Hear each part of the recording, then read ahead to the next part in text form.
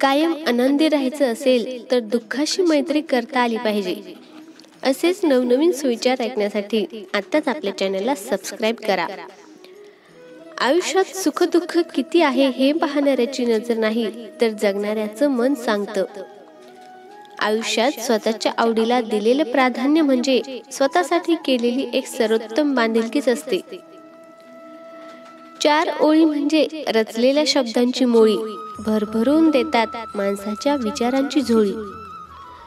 मृत्यू हा तोच दिवस आहे ज्या दिवशी आपल्याविषयी सर्वांच्या तोंडून चांगले शब्द आणि स्तुती सुमने येतात.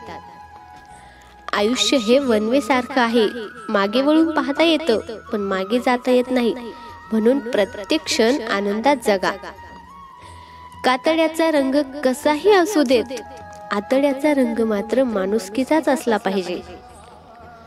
कामाची आवड असली की माणसाला कामातून कधीच सवड काढावी लागत नाही. आवडणारी नाती सांभाळून ठेवा. हरवली की गुगल सुद्धा शोधू शकणार नाही. खूप गरजेचं असतं कधी कधी का होईना स्वतःचं मत मांडत राहणं, नाहीतर आपलीच माणसं आपल्याला हिशोबातून वजा करायला लागतात. एकमेकांना धीर देणं सुद्धा अत्यावश्यक सेवेतच मोडतं. भीतीपेक्षा मोठा कोणताही व्हायरस नाही आणि हिमतीपेक्षा मोठी कोणतीच लस नाही. माणसाच्या मनात 2 घोडे धावतात, एक नकारात्मक आणि दुसरा सकारात्मक. ह्यापैकी ज्याला जास्त खुराक दिला जातो तोच जिंकतो. इवलस आयुष्य असूनही या फुलानं कधी हसणं सोडलं नाही. त्याला उद्ध्वस्त करण्यासाठी रोज कितीतरी वादळ येतात, तरीही त्यानं ताठ उभं राहणं सोडलं नाही. कारण ताठ मानेनं जगण्याची जिद्द त्याच्यात होती. ती जिद्द माणसात आली तर आपलं जीवनही सुंदर होईल. खिडकी जवळची सीट पकडून आम्ही पळती झाडे पाहायचो. लहानपणी आम्ही मामाच्या गावाला लालपरीने जायचो. देणारा हा कायम सर्वश्रेष्ठ असतो, मग तो आधाराचा शब्द असो किंवा मदतीचा हात. तराजूत साधी कुठलीही वस्तू तोलताना कमी जास्त होतच असते. मग हे तर आयुष्य आहे, कमी जास्त तर होणारच. म्हणूनच प्रत्येक क्षण आनंदाने जगा. संघर्ष हा यशाचा एकमेव मार्ग आहे.